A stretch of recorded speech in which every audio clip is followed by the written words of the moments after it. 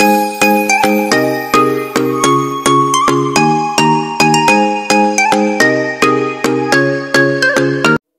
আলাইকুম, কেমন আছো তোমরা সবাই? নতুন একটি ব্লগে তোমাদের সবাইকে স্বাগত জানাই। কাছে দূরে যে যেখান থেকে আমার ভিডিওটি দেখছো, আশা করছি তোমরা অনেক ভালো আছো। আলহামদুলিল্লাহ, আমরাও অনেক ভালো আছি। মেয়েদের জীবনে তার সংসারটাই হচ্ছে এক অমূল্য রত্ন। সংসার গুছানোর জন্য সব কিছুই করে থাকে একা হাতে একটি মেয়ে। একটি মেয়েই পারে একটি সংসারকে এরকম করে সাজিয়ে গুছিয়ে রাখতে। দিনের শেষে যতই শরীর খারাপ হোক আর যতই যে হোক, কাজের অবস্থায় একটা মেয়ে কোনো দিনই পিছিয়ে থাকতে পারে না। একটা মেয়ে সবসময় চায় নিজের সংসারকে গুছিয়ে সুন্দর করে রাখতে।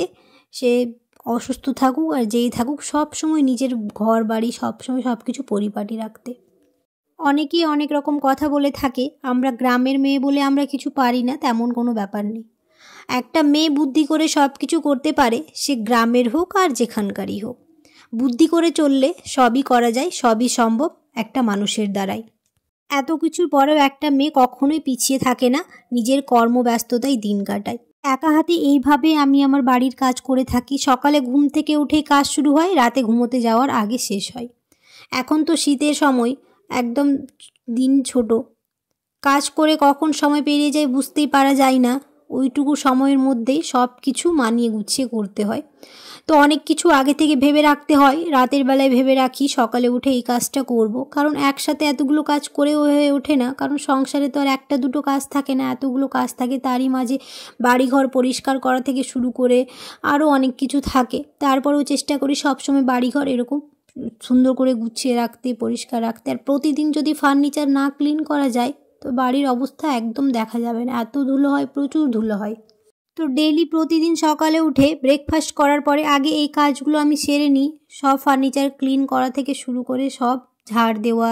তো প্রথমে আমি ঝাড় দিয়ে নিই, তারপরে এরকম করে ফার্নিচারগুলো ক্লিন করি। কারণ ঝাড়ু দেওয়ার সময় তারপরে তো ধুলোগুলো সব ফার্নিচারের মধ্যে আবার যায়। তো আগে এরকম মুছে নিলে আবার তো সেই একই অবস্থায় হয়ে যায়। তাই সব সময় চেষ্টা করি আগেই ঝাড়ু দিয়ে দেওয়ার, তারপর এরকম ফার্নিচার ক্লিন করে ঘরগুলো মুছে নেওয়ার চেষ্টা করি। তো সব এই ব্ল্যাক ফার্নিচারগুলো ডেইলি যদি না মোছা যায় তো এতটাই দেখতে বাজে লাগে। আর যখন ক্লিন করে নিই তখন দেখো কত সুন্দর একদম ঝকঝকে পরিষ্কার হয়ে যায়। যে হোম মেড লিকুইডটা আমি বানিয়েছিলাম বাড়িতে, এর আগের ভিডিওতে শেয়ার করেছিলাম, সেটা দিয়ে আমি আমার ফার্নিচারগুলো খুব সুন্দরভাবে ক্লিন করে রাখি। রান্নাঘর থেকে শুরু করে পুরো বাড়ি আমি ওই লিকুইডটা দিয়েই ক্লিন করে থাকি। এই সাদার একটা প্রতিদিন যদি না মুছে নিই তো কেমন যেন একটা সাদা চিটচিটে ব্যাপার হয়ে যায়। তো সেটা দুদিন পর পর এরকম মুছে নেওয়ার চেষ্টা করি। আগের ভিডিওটা তোমরা অনেকেই দেখেছো, কিন্তু কেউ কমেন্ট করোনি। তোমরা অবশ্যই আমার পাশে থেকো, আমাকে কমেন্ট করো। কমেন্ট করলে আমার খুব ভালো লাগবে, তাহলে মনে হবে যে হ্যাঁ আমার ভিডিও দেখছো। আশা করছি আমার ভিডিও দেখে অন্ততপক্ষে তোমরা কিছু শিখতে পারবে। অবশ্যই আমার পাশে থেকো, আমাকে অনেক সাপোর্ট করো, তাহলে আরও নতুন নতুন ভিডিও বানাতে পারবো। আমি ডেইলি ভিডিও দিতে পারছি না, একটু চাপ হয়ে যাচ্ছে। তো অবশ্যই তোমাদের জন্য চেষ্টা করব ভিডিও দেওয়ার। তোমরা অনেকেই আমার ভিডিও দেখেছো, আমি দেখেছি, কিন্তু কমেন্ট সেরকম কেউ করোনি। যারা যারা কমেন্ট করেছো এই ভিডিওতে তাদের নাম নেব। এমডি পলাশ 33445 ভাইয়া কমেন্ট করেছে, দিদি আপনার রেসিপি ব্লগটা অনেক ভালো হয়েছে, বিশ্বাস করেন। থ্যাংক ইউ সো মাচ ভাইয়া এরকম কমেন্ট করার জন্য, আমার খুব ভালো লেগেছে তুমি আমার ভিডিও দেখেছো। স্বপ্ন রঙিন আইডি থেকে আপু লাভ রিয়াক্ট দিয়েছে, আমার খুব ভালো লেগেছে। আপুও আমার ভিডিও দেখছে, খুব ভালো লেগেছে। আমিও তোমার পাশে থাকবো আপু। সাদিয়াস এভরিথিং 3TG9D থেকে আপু লিখেছে, আপু লাইক ও ভালোবাসা দিয়ে ভিডিওটি দেখে নিলাম, খুব ভালো লাগলো। থ্যাংক ইউ সো মাচ আপু, এভাবে আমার পাশে থেকো। তো আজকের ভিডিওতে এই 3 জনেরই নাম নিলাম, পরের ভিডিওতে আবার কয়েকজনের নাম নেওয়ার চেষ্টা করব। তোমরা অবশ্যই আমাকে বেশি বেশি কমেন্ট করো, তাহলে আমার খুব ভালো লাগবে। কয়েকদিন আগে ডিপ ফ্রিজের কাপড়টা ছিঁড়ে গেছে, তাই নতুন করে এটা বাঁধলাম। এটা হাতে বানানো হয়েছে বাড়িতে, আর দেখতে পাচ্ছ কতটা সুন্দর লাগছে।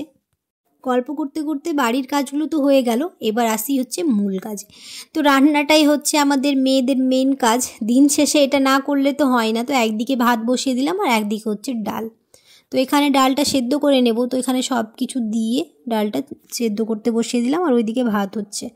এখানে ভাত হয়ে গেছে আর ফুলকপি আলু ভাজা চাপিয়েছে। আজ হবে হচ্ছে নিরামিষ, আজ কোনো মাছ মাংস কিছু হবে না, যেহেতু হাতে একটুও সময় নেই। এই কয়েকটাই রান্না করে নিচ্ছি। ওইদিকে ডালটা সেদ্ধ হয়ে গেছে, এখন ডালে ফোড়ন দিয়ে দিচ্ছি। আমরা এভাবেই ডাল রান্না করে থাকি। তোমরা কি করে ডাল রান্না করো অবশ্যই আমাকে কমেন্টে জানিও।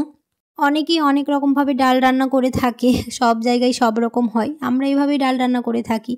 তো অনেকগুলো মাছ কিনে আনা হয়েছে, এই মাছগুলোকে এখন ধুয়ে ক্লিন করে ফ্রিজে রেখে দেবো, আজ তো রান্না হবে না। আর দেখতে পাচ্ছ এখানে অনেকগুলোই মাছ কিনে আনা হয়েছে।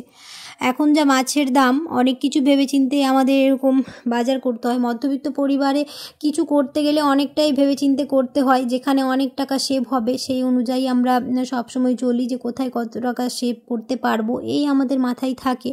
এটা মাথায় রেখে একটু চেষ্টা করবে, কয়েকটা টিপস তোমাদের বলে দিই। যখন মাছের বাজার করতে যাবে একটু বেলার দিকে গেলে মাছের অনেকটাই দাম কম পাওয়া যায়। আর এরকম অনেকগুলো মাছ একসাথে কিনে আনার আরও একটা সুবিধে হচ্ছে, যখন ইচ্ছে হবে তখন বের করে রান্না করতে পারবো। যেদিন ধরো বাজার করতে ইচ্ছে হলো না, সেই দিন ফ্রিজ থেকে বের করে রান্না করে নিলাম।